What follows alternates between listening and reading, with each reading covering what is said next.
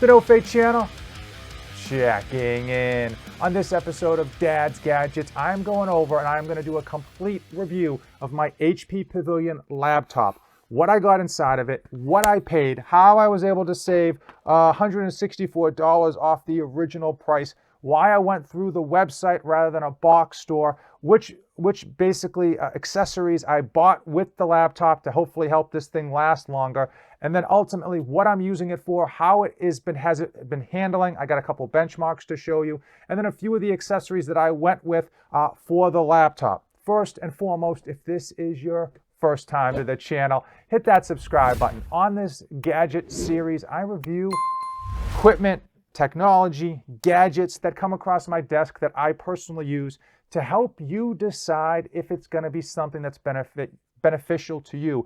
Ultimately, the purpose of these videos is to help you figure out what's going to be worth your hard-earned money, and a lot of times these videos just help you decide that, hey, the HP Pavilion laptop might not be right for you. Before we get started, I want to know what system you're currently using or what system you're looking to pick up. Drop it in the comments below. Okay, so flashback to when I had a red computer here. My longtime subscribers remember it, my red rocker, and I was rendering on my red rocker, and frankly, I wanted a laptop to have around to surf the web when I was downstairs and wasn't in front of my big monster computer. I wanted something to hopefully be powerful enough to bridge the gap should my computer die, and I needed a few months lead time to get my new computer in order to be able to still render computers. So I wanted a fairly strong laptop, but by no means was I going to be gaming, and by no means did I expect to edit on this laptop full time. I ultimately decided to go with the Hewlett Packard,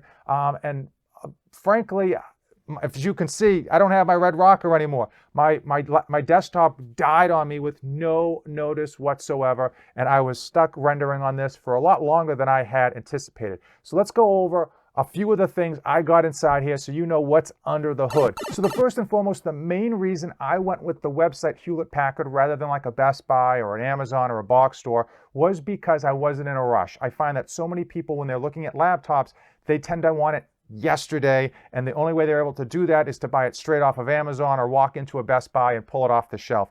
Unfortunately, that doesn't lend you to getting the best deal, and it doesn't lend you to getting the fastest laptop or the best laptop for you. I was able to go to Hewlett Packard and customize everything I wanted, able to pick out specific niche stuff that was going to be right for me and avoid some of the more expensive stuff that I wasn't going to be using altogether. So let's just quickly go through it. It's a 15-inch touchscreen laptop. I don't use the touchscreen at all, but frankly, in 2021, you really can't get a laptop that isn't a touchscreen. They're almost always all built that way. I was able to get dual hard drives again. I expected to be rendering on this, so I wanted a lot of space. So I got a 128 gigabyte SSD and then a 1 terabyte standard hard drive on it. As far as RAM, that's another thing that I knew I wanted a lot of RAM, at least for a laptop. Reason being is I want this computer to last a while. Oftentimes, I personally feel that if you get less RAM, the computer's going to act or feel a lot more sluggish earlier on in its life rather than it should be. So I got 16 gigabytes of RAM, which for a laptop is probably way more than you should need. So the CPU, the processor, the thing that makes this thing actually tick is an AMD 3700, and compared to the old architecture in my older computer that I had put together myself from mostly used Craigslist parts, it blows that thing away. And rightfully it should. It's brand new, top of the line, compared to, you know, a computer that was using super old architecture even when I built it 2.5 years ago. And also for the video card, we have a Radeon Vega 10. Now, frankly, I'm not gaming, so I'm not necessarily as concerned about the video card, but I did want a nice video card. I know it's not a physical card for this laptop because of the potential rendering that I had hoped to do. And if you don't have a decent or even like a halfway decent video performance on your laptop, when you do try to edit, it can be clunky, it can just shut down, and it is frankly just a nuisance overall. A few other benefits that I found with going through the website is that you're able to pick out whatever color you want as far as the laptop is concerned, versus the limited options you have going into a Walmart or a Best Buy. Also, I was able to get everything I wanted. I was able to customize this entirely. So if you're looking for something super simple that you can just surf the web on, great. You don't have to go over the top with your purchasing. But if you're looking to game, if you're looking to have something that's super beefy to render your videos, then you can pile on like I did. Another benefit with regards to going with the website directly rather than a box store is that you can pick and choose the things that matter to you. Case in point is the Wi-Fi antenna. They had 3 options on the Wi-Fi antenna, ranging from the standard all the way up to the deluxe. The deluxe being for someone who's going to be using a lot of Wi-Fi signals out and about, and they want to be able to pull a real strong signal from potentially further away. For me, I actually went with the cheap version for 2 reasons. Number one, when I'm here at my desk, I actually plug it directly into the Ethernet cord, and that's the fastest way to get internet speed. And number 2, I knew I was going to buy an extendable Wi-Fi antenna to boost the signal strength on this laptop. I thought the money was going to be better spent on buying the antenna, because the antenna could be used between different laptops, and at the end of life on this laptop, the antenna is still good to be moved to a different desktop or a laptop, so on and so forth. So let's quickly talk about price. When I priced the computer out initially on their website, it was $805.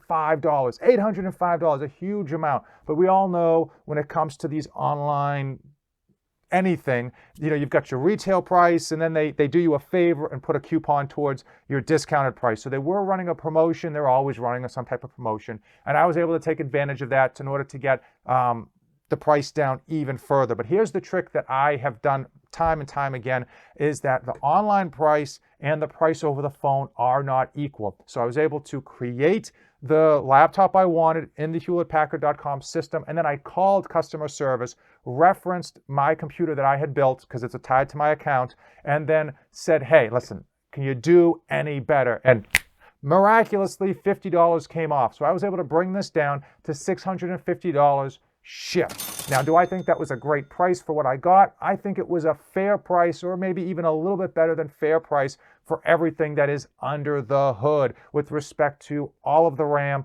and the improved CPU and the dual hard drives. I was able to get free shipping, and unfortunately, one of the downsides with going through the website is the delay.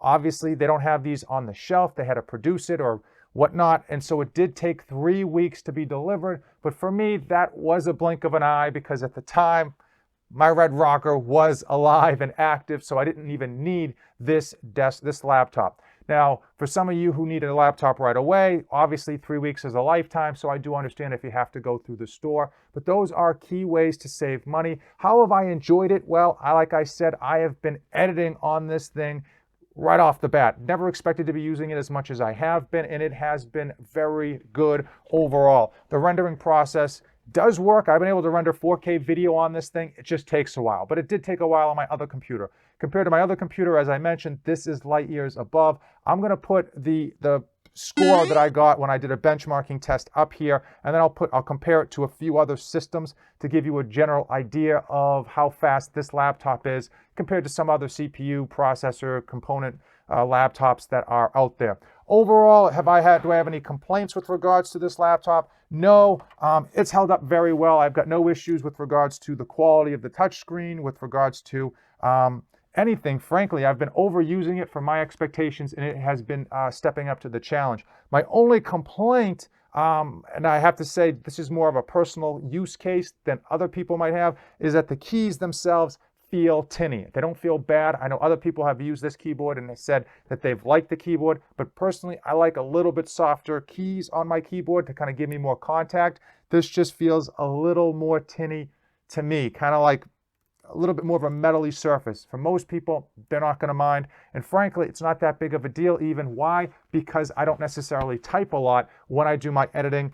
Now, I bought 3 accessories to go with my new laptop on the side, and I want to quickly mention them because I think they are important. Number 1 is that Wi-Fi antenna extender that I mentioned. If you do have an issue with signal strength, you might want to look into it. Number 2 is underneath here, you can hopefully see, is a laptop fan. I think this is super important for extending the life of your laptop. I don't think laptop fans make your laptop run any faster, but they do 2 things. One, because of this surface is off the ground or off your lap, it prevents any of the air intake from being clogged. So if you have this on like a bed, or if you have this on a cloth surface, the air intake could get muffled from the fabric. This prevents it. Number 2, it basically just drives extra air into your laptop to keep it cooler. And I happen to think that's probably the biggest factor that laptops die, is that they overheat because they've got so much going on in such a small space.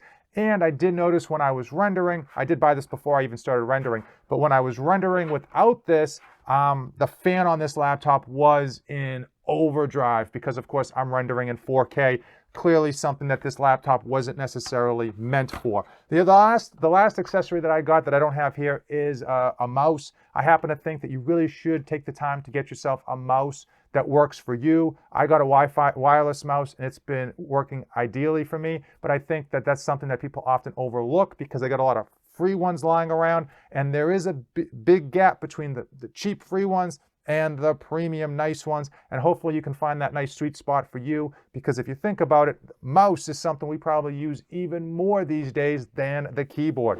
Now, I have been ecstatic about the performance of this HP Pavilion. It has over-delivered on my expectations, and I think that $650 price tag that I paid was fair after I was able to rock both of the website discounts and calling into customer service and having them give me a further customer appreciation discount.